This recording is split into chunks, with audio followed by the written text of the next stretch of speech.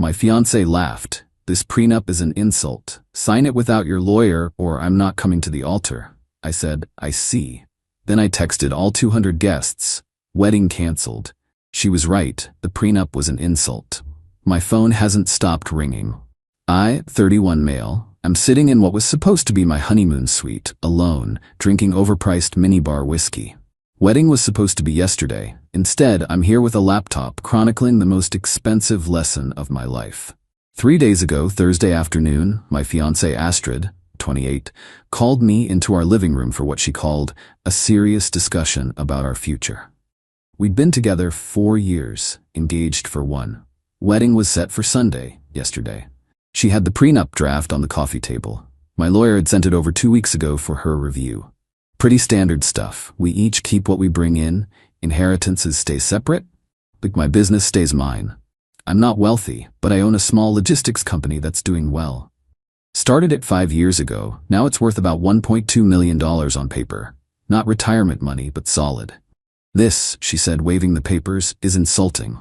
What's insulting about it? I asked, genuinely confused. The fact that it exists, Felix. It means you don't trust me. It means I'm being practical. Your lawyer can review it, suggest changes. She laughed. Actually laughed. I'm not wasting money on a lawyer for this garbage. Astrid, it's important you have independent legal counsel. Here's what's going to happen, she interrupted. You're going to sign a different document, one that says this prenup is void. Sign it right now, without your lawyer, or I'm not walking down that aisle on Sunday. I stared at her. You're giving me an ultimatum? 3 days before our wedding?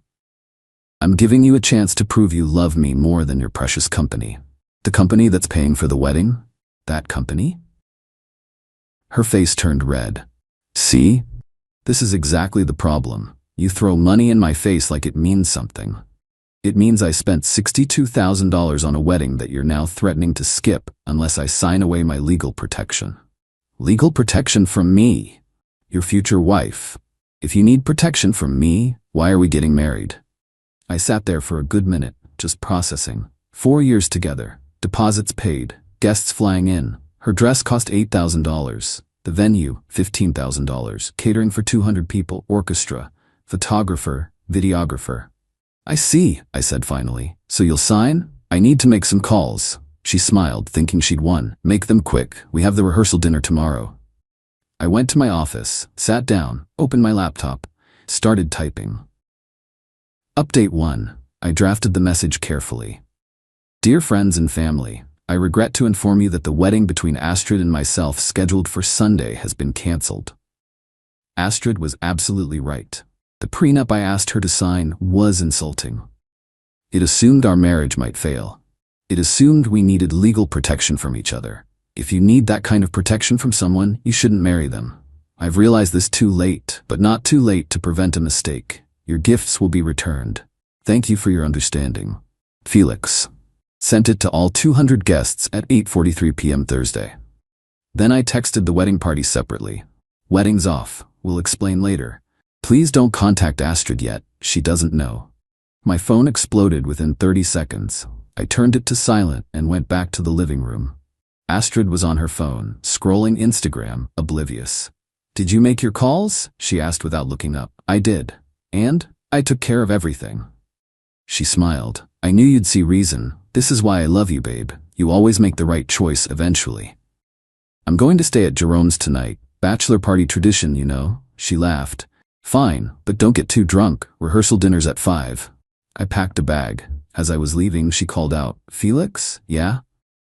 Leave the prenup. I want to burn it. Symbolic fresh start. I left it on the counter. Why not? It was useless now anyway.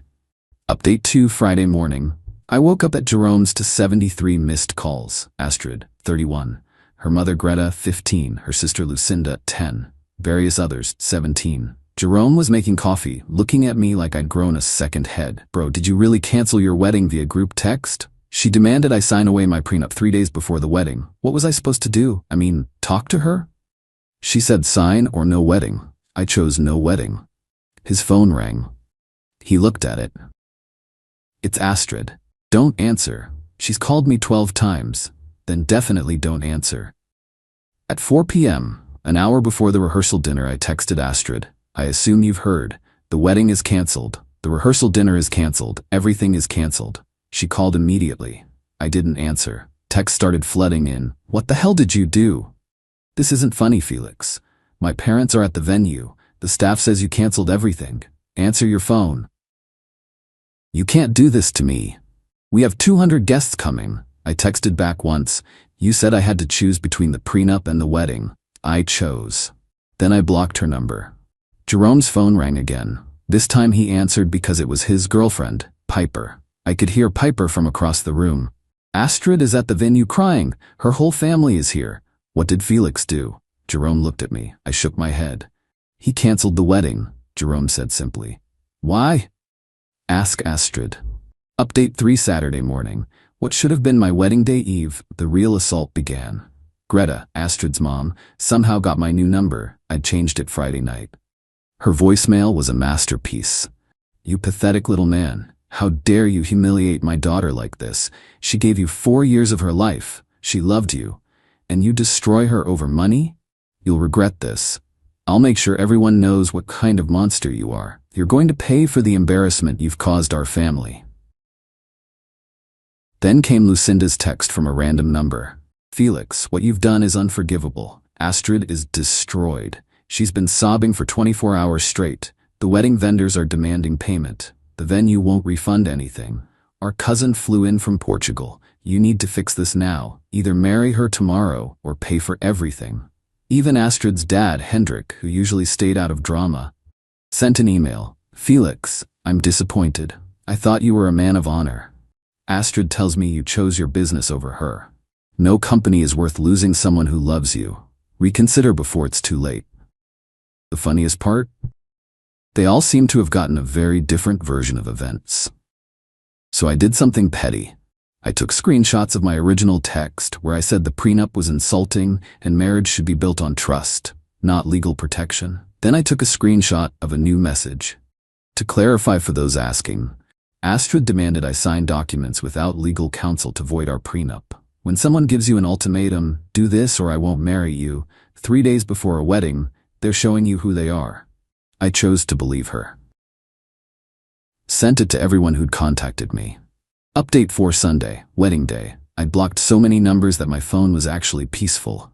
Jerome and I went to play golf. On the 3rd hole, the club manager approached our cart. Mr. Felix, there's a situation at the clubhouse. Astrid was there, in her wedding dress, the full thing, veil, train, bouquet, makeup perfect, hair done. She looked stunning and completely insane. We're getting married, she announced to me, Jerome, and about 30 confused golfers eating lunch. No, we're not.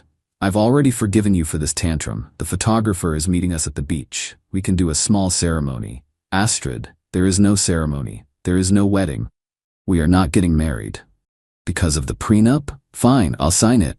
The prenup no longer exists. You burned it, remember? We can print another. Why would I marry someone who threatened to leave me at the altar over a standard legal document? She started crying. Ugly crying.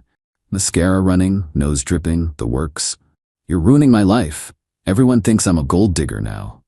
No, everyone knows you tried to manipulate me into signing away legal protection 3 days before our wedding.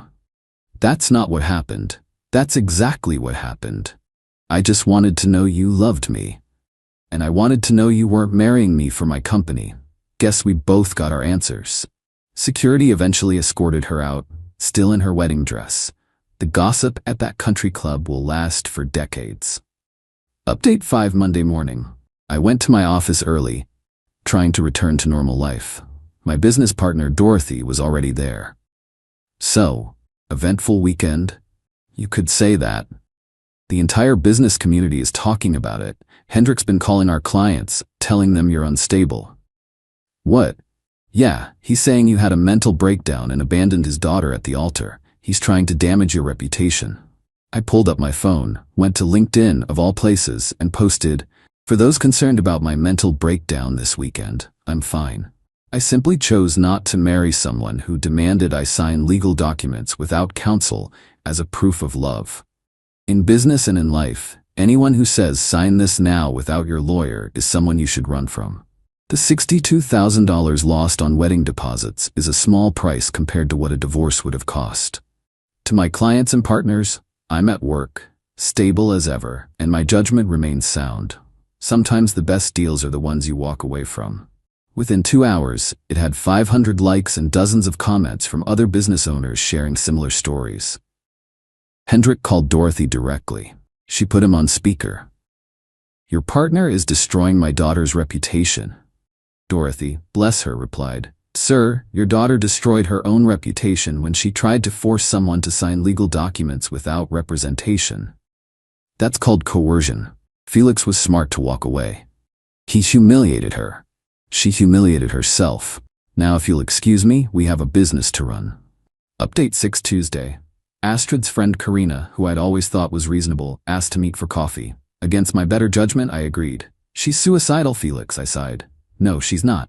She hasn't eaten in 3 days. Karina, she posted Instagram stories from a steakhouse last night. She was trying to seem okay. What do you want from me?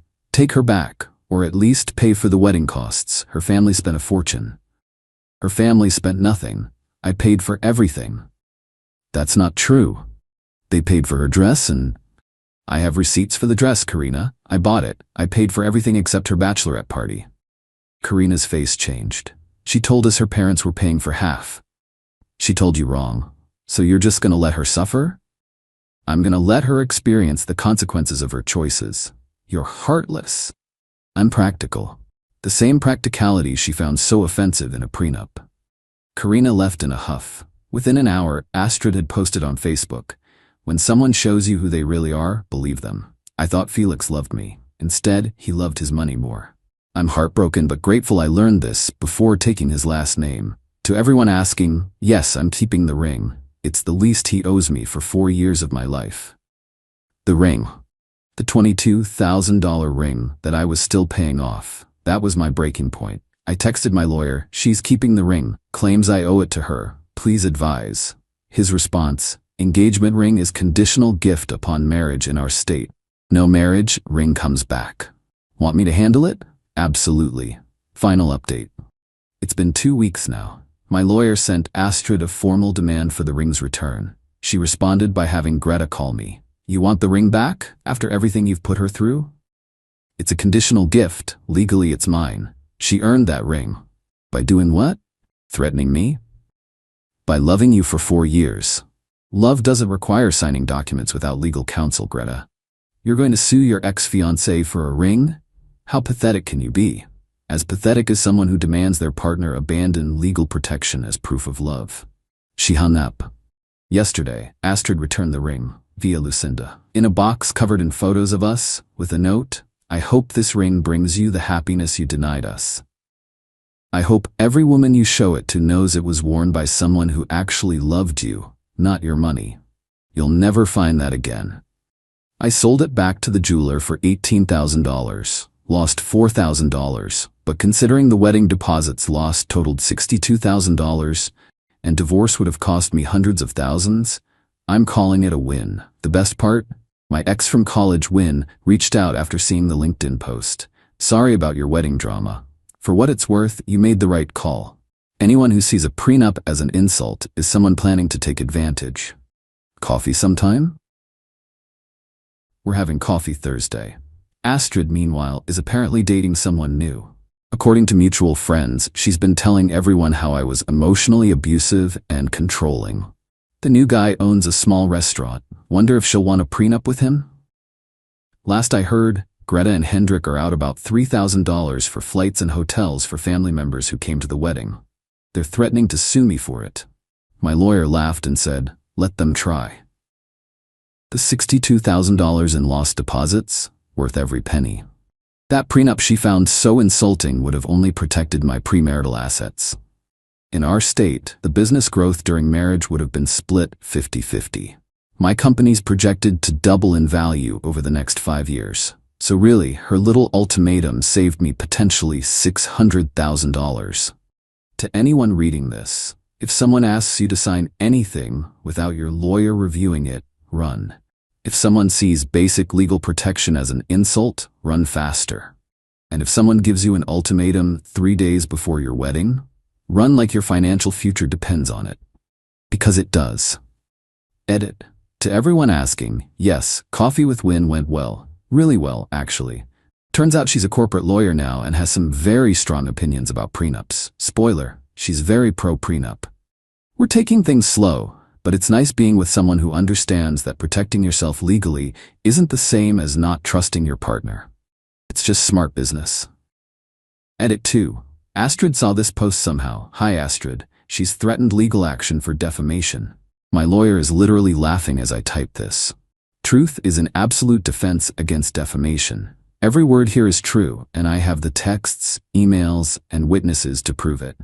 Edit 3. The restaurant owner dumped her. Apparently, she demanded access to his business bank accounts after 2 weeks of dating because trust is everything in a relationship. You can't make this stuff up.